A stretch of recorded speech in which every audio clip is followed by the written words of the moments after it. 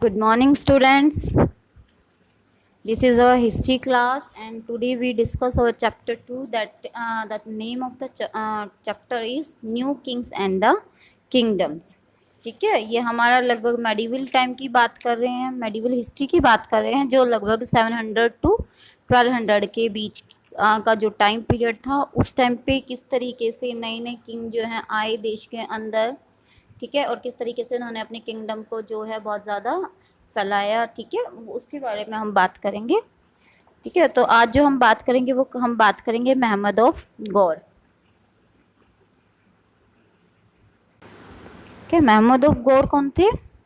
ठीक है, लगभग 150 ईयर के गैप के बाद इन 1175 मोहम्मद गौर, ठीक है, जिसको मोहम्मद गोरी भी हम बोलते हैं, ठीक है, इंडिया पे अटैक किया इसने, यानी कि काफ़ी इससे पहले तक क्या था, लगभग 150 ईयर तक हमारी इनसाइड द जो नेशन है उसके अंदर स्ट्रगल चलता रहा, बाहर से कोई आउटसाइडर नहीं आया था जो किसी भी रीज़न से अटैक करे इंडिया पे।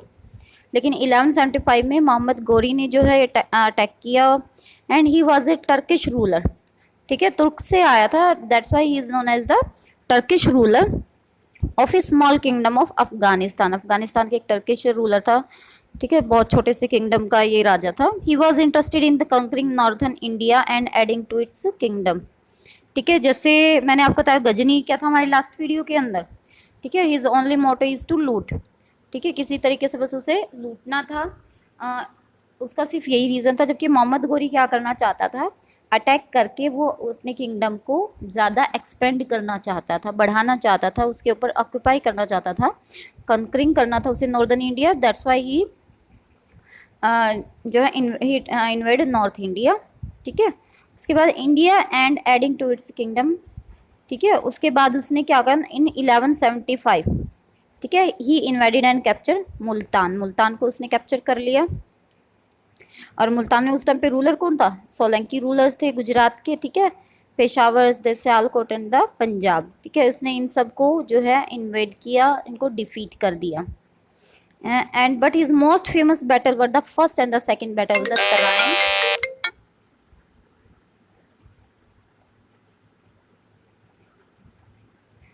जो तराइन की बैटल है ना 1191 एंड 1192 के अंदर जो है लड़ी गई बिटवीन पृथ्वीराज चौहान एंड मोहम्मद गौर या Gauri.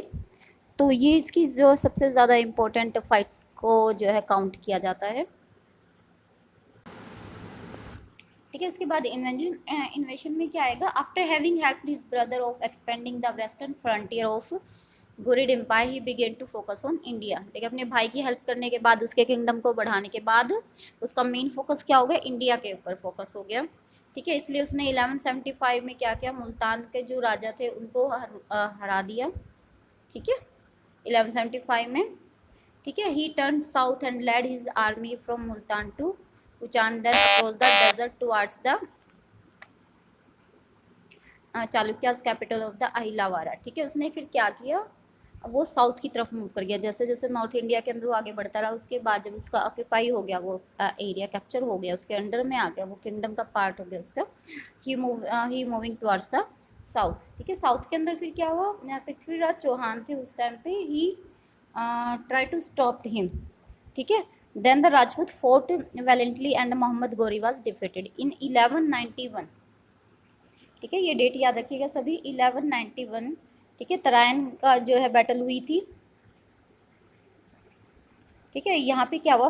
Prithviraj Chauhan, this battle was fought between Prithviraj Chauhan and Mohammad Ghori. और इसके अंदर क्या हुआ? पृथ्वीराज चौहान ने मोहम्मद गोरी को जो है डिफीट कर दिया, उसको आगे बढ़ने से रोक दिया। लेकिन इस चीज़ से मोहम्मद गोरी को और ज़्यादा गुस्सा आ गया। ठीक है, वो उससे he become very very angry and he want to take revenge. ठीक है, इसी वजह से उसने क्या किया? 1192 यानी कि आफ्टर 1 ईयर वापस फिर से पृथ्वीराज चौहान के साथ उसने तराइन के अंदर फोर्ट किया।